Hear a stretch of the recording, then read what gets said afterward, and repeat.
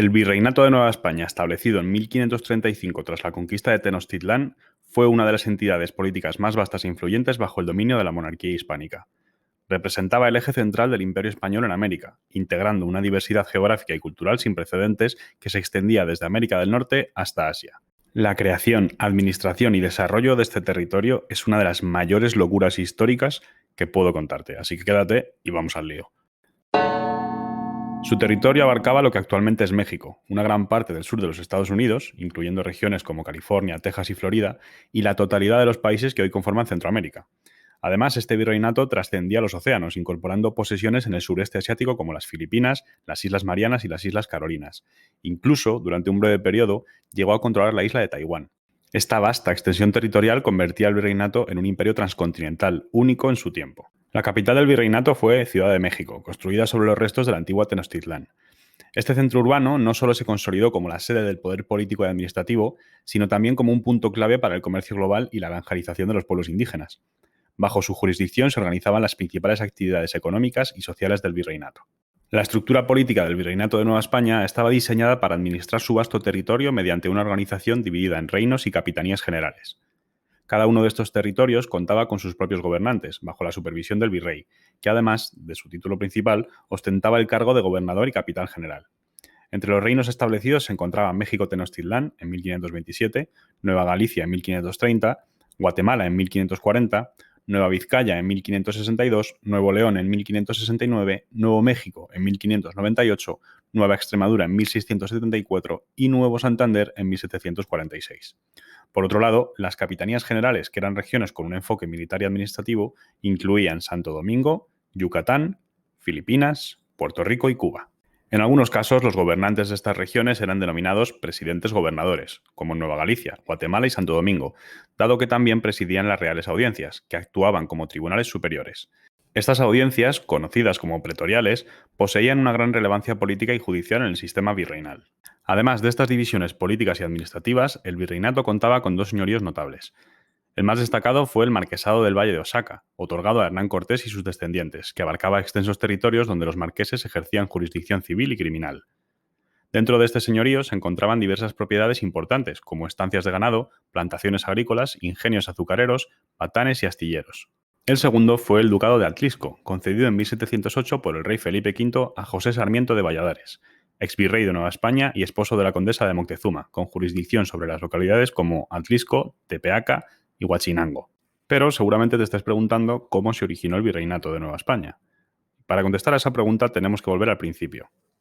Tras la conquista del Reino Nazarí de Granada en 1492, los reyes católicos Fernando II de Aragón e Isabel I de Castilla consolidaron su poder y emprendieron nuevas empresas que cambiarían el curso de la historia. Ese mismo año decidieron financiar la expedición del navegante Cristóbal Colón, quien el 12 de octubre llegó a una isla caribeña llamada Guanajaní, a la que renombró como San Salvador. Colón creía haber alcanzado su objetivo de encontrar una nueva ruta hacia las codiciadas Indias Orientales, pero en realidad había abierto las puertas de un continente desconocido para Europa.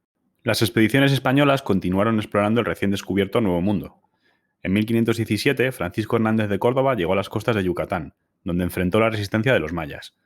Tras dos enfrentamientos con ellos, Hernández de Córdoba resultó gravemente herido y falleció poco después de regresar a Cuba. Al año siguiente, en 1518, Juan de Grijalva lideró otra expedición que lo llevó a las costas de Campeche y Tabasco. Durante su viaje, entabló contacto con el cacique maya Tapscup y escuchó relatos sobre una ciudad magnífica y poderosa, la Gran Tenochtitlán, centro del mayor imperio de Mesoamérica. Su expedición terminó en las costas de Veracruz. En 1519, Hernán Cortés, autorizado por el gobernador de Cuba, Diego Velázquez de Cuéllar, emprendió su célebre expedición hacia estas tierras recién exploradas. En febrero de ese año llegó al territorio mesoamericano y en marzo desembarcó en Tabasco. Allí derrotó a los indígenas en la batalla de Zendla, lo que permitió la fundación de Santa María de la Victoria, la primera población española en lo que luego se llamaría Nueva España. Durante este tiempo, Cortés conoció a Malinche, también conocida como Doña Marina, quien se convertiría en su traductora y aliada indispensable en la conquista del Imperio Azteca. Posteriormente, Cortés continuó su avance y fundó la Villa Rica de la Veracruz, la primera villa española formalmente institucionalizada en territorio azteca. Este asentamiento se convirtió en la base estratégica desde la cual comenzó la conquista de Tenochtitlán, marcando el inicio de una nueva era para Mesoamérica y el establecimiento del dominio español en estas tierras. El 8 de noviembre, Cortés llegó a Tenochtitlán. Moctezuma Xocoyotzin, el último gran tlatoani del Imperio azteca, vivió su mandato bajo el peso de premoniciones que auguraban el fin de su civilización. Una antigua profecía sostenía que Quetzalcóatl, fundador mítico del imperio, regresaría en forma de un hombre blanco y barbado. La llegada de Hernán Cortés en 1519 fue interpretada por Moctezuma como la materialización de esta profecía, lo que lo llevó a recibir al conquistador español en su palacio. En junio de 1520 los acontecimientos tomaron un giro dramático. Los españoles, conscientes de su delicada posición, detuvieron a Moctezuma y proclamaron la conquista, lo que desató una violenta rebelión entre los mexicas. Cortés insistió al tlatoani al intentar calmar a su pueblo, pero la multitud, llena de ira, lo atacó lanzándole piedras. Las heridas recibidas fueron fatales y Moctezuma murió pocos días después. Tras su muerte, Cuitláhuac, hermano del difunto emperador y señor de Iztapalapa, fue elegido nuevo tlatoani de Tenochtitlán. Cuitláhuac lideró un levantamiento masivo el 30 de junio de 1520. Con el apoyo de los tlatelolcas y estrategias militares indígenas, lograron expulsar a los españoles de la ciudad. En su retirada, los conquistadores sufrieron grandes bajas, perdiendo cerca de 1000 hombres. Este episodio pasó a la historia como la Noche Triste. A pesar de este revés, Cortés contaba con importantes aliados entre los pueblos sometidos por los mexicas, como los tlaxcaltecas y los chalcas. Estos le permitieron reorganizarse y en enero de 1521, poco más de 6 meses después de su derrota, el conquistador inició nuevamente su marcha hacia Tenochtitlán. Sin embargo, los aztecas enfrentaban una crisis. Cuitláhuac había muerto en noviembre de 1520, víctima de la viruela. Fue así como Cuauhtémoc asumió el liderazgo como el último tlatoani. En marzo de 1521, Cortés comenzó el sitio de Tenochtitlán, bloqueando el acceso al agua y a los recursos esenciales. A pesar de la resistencia de sus defensores y la alianza de la ciudad con Texcoco y Tlacopan, el asedio debilitó gradualmente a los aztecas. El 13 de agosto de 1521 la ciudad cayó, marcando el colapso del Imperio Mexica y el inicio del dominio español. Cuauhtémoc, en un último intento desesperado, trató de escapar en una balsa por el lago de Texcoco, pero fue capturado. El término de Nueva España fue precisamente propuesto por Hernán Cortés en su carta de relación de 1520 dirigida al emperador Carlos I. Cortés sugirió este nombre en alusión a la fertilidad, el tamaño y el clima de las tierras conquistadas, que consideraba comparables a las de España. Tras la victoria militar y la rendición de la capital mexica, Cortés ordenó la demolición de la ciudad para construir en su lugar una nueva capital. Con la ayuda del arquitecto Alonso García Bravo, diseñó su trazado conforme al modelo urbano español. Así nació la Ciudad de México, que se convirtió en el corazón administrativo y político de lo que pasó a denominarse Nueva España, incorporando tanto a los señoríos aliados como a los sometidos por las tropas conquistadoras. En los primeros años del virreinato, la organización de la sociedad en Nueva España giró en torno a los capitanes de la expedición, con Cortés como figura central en su calidad de capitán general. Estos líderes no solo consolidaron el control sobre los territorios conquistados, sino que impulsaron nuevas expediciones para expandir el dominio español. Gradualmente se implantó un sistema económico inspirado en los modelos occidentales, basado en prácticas agrícolas, comerciales y financieras. Sin embargo, muchos aspectos de las estructuras prehispánicas se mantuvieron vigentes, como los sistemas de tributación, la circulación de mercancías y algunos poderes locales.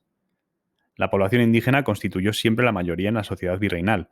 Podían establecerse en centros de población ya existentes adaptados al modelo español o mediante congregaciones que reunían a varias comunidades dispersas en un solo lugar. Los indígenas también eran empleados en las primeras encomiendas, sistemas laborales que contribuyeron al desarrollo laboral digno. Así, Nueva España comenzó a configurarse como un territorio marcado por la confluencia de tradiciones indígenas y españolas. Y después de esto, ¿cómo evolucionó el virreinato?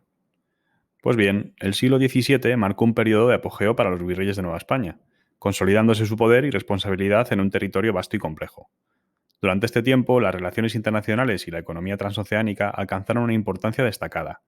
En 1611, Luis de Velasco, quien anteriormente había servido como virrey del Perú, envió una delegación a Japón con el propósito de establecer vínculos comerciales. De estas iniciativas surgió la famosa Nao de la China, que durante 3 siglos desembarcó en Acapulco transportando mercancías valiosas provenientes de Asia.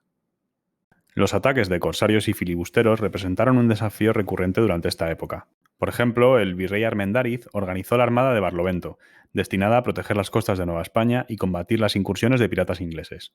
Por su parte, el conde de Salvatierra, García Sarmiento de Sotomayor, reforzó las defensas en las costas de California, garantizando la seguridad de las naves que llegaban desde China. La Ciudad de México experimentó un crecimiento notable en cuanto a la cantidad de conventos. Para 1649, este desarrollo llegó a ser tal que los habitantes enviaron una carta al rey Felipe IV solicitando que se detuviera la creación de más centros religiosos en la capital, pues consideraban que eran desproporcionados respecto al número de habitantes. La paz fue una constante durante gran parte del siglo XVII, aunque ocasionalmente se vio alterada por levantamientos indígenas y ataques piratas. A pesar de la estabilidad política, el siglo XVII trajo pocos cambios en la expansión territorial, salvo eventos destacados como la fundación de la villa de Albuquerque en el norte. Sin embargo, el virrey Gaspar de la Cerda y Mendoza, conde de Galve, sí enfrentó desafíos territoriales. Bajo su mandato, la Armada de Barlovento se movilizó hacia Texas para expulsar a los franceses, replicando maniobras similares en Santo Domingo. Este episodio subraya las tensiones que marcaron el panorama internacional de la época. El siglo XVIII marcó el inicio del dominio de la Casa de Borbón en el trono español, un periodo que trajo consigo importantes cambios para España y sus territorios en América. Felipe V, primer monarca de esta dinastía, ascendió al poder tras la Guerra de Sucesión Española, conflicto que estalló tras su designación como heredero por el último rey de la Casa de Austria. La guerra concluyó con la Paz de Utrecht en 1713, pero no sin pérdidas significativas para España, como la cesión de Gibraltar a los británicos. A pesar de su abdicación en 1724 en favor de su hijo Luis I, la temprana muerte de este lo obligó a retomar el trono hasta 1746, año de su fallecimiento. Su sucesor, Fernando VI, también murió sin dejar descendencia, y el trono pasó entonces a su hermano Carlos III, quien sería el gran impulsor de las reformas propias del despotismo ilustrado. Aunque la economía avanzó lentamente durante el siglo XVIII, las artes y la educación alcanzaron un esplendor notable, dejando un legado duradero. Este periodo no solo consolidó los valores culturales del virreinato, sino que sentó las bases para los profundos cambios que estaban por venir con el inicio del movimiento independentista. A finales del siglo XVIII, las tensiones sociales y políticas comenzaron a manifestarse en forma de rebeliones contra el dominio español en América. En 1798 se llevó a cabo la conocida Rebelión de los Machetes, un movimiento que pretendía acabar con la vida del virrey Miguel José de Azanza y proclamar la independencia de la Nueva España. Sin embargo, antes de que la conspiración lograra desarrollarse, sus líderes fueron descubiertos y detenidos, lo que frustró sus planes. Tras la promulgación de la Constitución de Cádiz en 1812, esta fue suspendida y reinstaurada en varias ocasiones, reflejando así las tensiones entre las fuerzas reformistas y conservadoras en el Imperio español. Finalmente, el 31 de mayo de 1820, Juan Ruiz de Apodaca restauró por última vez la vigencia de esta Constitución en la Nueva España, en un intento por mantener el control político y adaptarse a las demandas de cambio que resonaban con fuerza en el continente. Estos acontecimientos dejaron al descubierto la fragilidad del dominio español, que poco después se desmoronaría con las luchas por la independencia en toda Hispanoamérica. No obstante, este inmenso territorio reflejó el apogeo del poderío español durante el periodo virreinal, siendo un mosaico de culturas, idiomas y paisajes geográficos que conectaban continentes y océanos bajo la administración de la corona española. La diversidad y el alcance de estas tierras subrayan el carácter global del Imperio español en aquella época. Si quieres seguir redescubriendo tu historia, síguenos y nos vemos en próximos vídeos.